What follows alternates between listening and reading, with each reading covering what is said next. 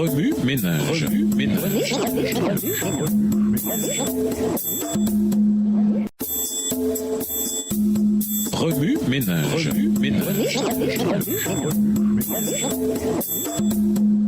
Bienvenue dans votre émission Remue ménage. Nous voilà à la leçon de jeudi. Vous, un point c'est tout. Lisons 1 Pierre 2, le verset 9. 1 Pierre 2, verset 9.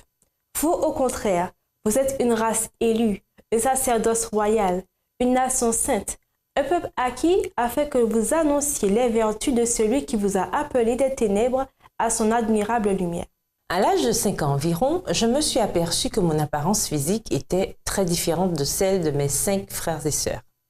Ils avaient tous une peau, des yeux et des cheveux foncés, et moi j'étais une blonde aux yeux verts et au teint clair. Je détestais les questions qu'on me posait sur mon ethnie. J'en avais marre des taquineries de mes pères et même des étrangers. Je détestais tout ce qui, dans mon apparence, me distinguait des autres. Chaque fois que je me plaignais de mon apparence à ma mère, elle m'assurait que Dieu n'avait pas fait d'erreur en me créant telle que j'étais. Et elle ajoutait ces sublimes paroles de Pierre.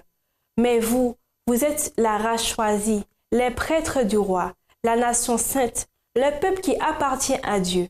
Il vous a appelé à passer de l'obscurité à sa merveilleuse lumière afin que vous proclamiez ses œuvres magnifiques.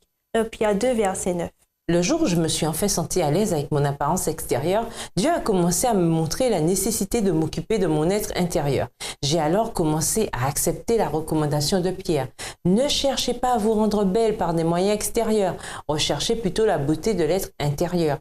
La parure impérissable d'un esprit doux et paisible qui est d'une grande valeur aux yeux de Dieu. 1 Pierre 3, les versets 3 et 4. Dans cette bataille pour m'accepter moi-même, j'ai commencé à discerner le stratagème du diable.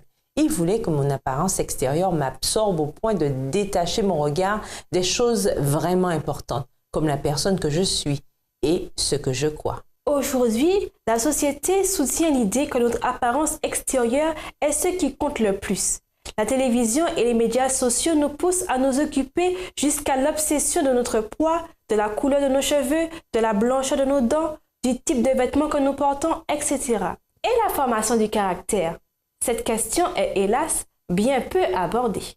La première étape consiste donc à vous aimer vous-même, à accepter la personne, vous, que Dieu vous a destiné à être.